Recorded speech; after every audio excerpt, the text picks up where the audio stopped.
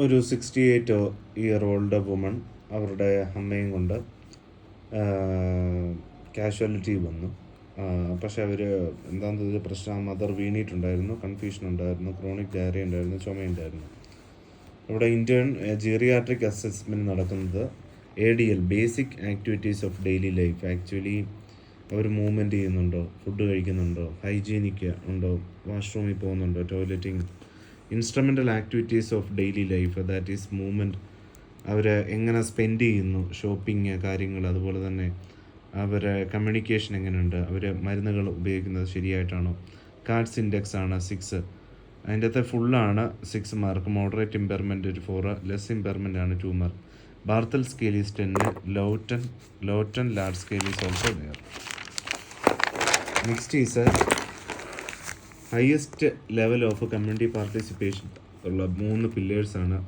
Equitable distribution, community participation, appropriate technology, inter sectoral coordination. Stages of അടുത്ത question എന്ന് പറയുന്നത്, so community പാർട്ടിസിപ്പേഷനാണ് assessment approach എന്ന് പറയുന്നത്. Stages of motivation, that is pre contemplation, contemplation എന്ന് പറഞ്ഞാൽ ഒരാൾക്ക് പുകവലി നിർത്തണമെന്നുണ്ട്, പക്ഷേ അയാൾ ആലോചിക്കുന്നു, പക്ഷേ കണ്ടംപ്ലേഷനും അതുപോലെ തന്നെ ആക്ഷൻ എടുക്കുന്നില്ല. Preparation, planning to change, action, making changes in one's behaviour, then അതൊരു ബിഹേവിയറായിട്ട് മാറും. ഓക്കെ.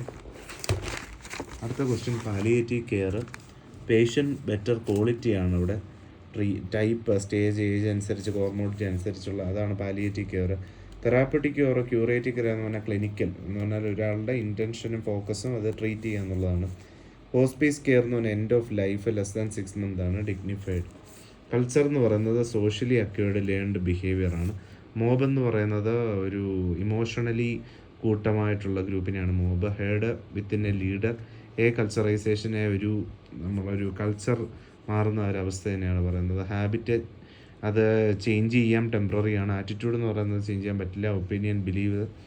അടുത്തത് national programme for control of blindness and visual ഇമ്പയർമെൻറ്റിൻ്റെ അകത്ത് റീച്ച് ഇൻ അപ്രോച്ച് ഉണ്ട്, റീച്ച് ഔട്ട് അപ്രോച്ച് ഉണ്ട്. കാട്രാക്റ്റ് 67% ഒരു ബ്ലൈൻഡ് ആവുന്നതിൻ്റെ റീസൺസ് കാട്രാക്റ്റ് ആണ് 60%. Eye care, primary eye care എന്ന് പറഞ്ഞാൽ sub district hospital, community health centre, upgraded CPHC, district hospital, regional institute of ophthalmology. Reach in team എന്ന് പറയുന്നത് ഒരാൾ ഗ്രൂപ്പായിട്ട് വന്ന് ഒരു സ്ഥലത്ത് റീച്ച് ചെയ്തിട്ട് അവിടുത്തെ എത്ര കാട്രാക്റ്റ് കണ്ടുപിടിച്ച് അതിന് ട്രീറ്റ്മെൻറ്റുള്ള പരിപാടിയാണ്. അടുത്തതെന്ന് പറയുന്നത് ഇമ്മ്യൂണൈസേഷനെ പറ്റിയാണ്. Thank you.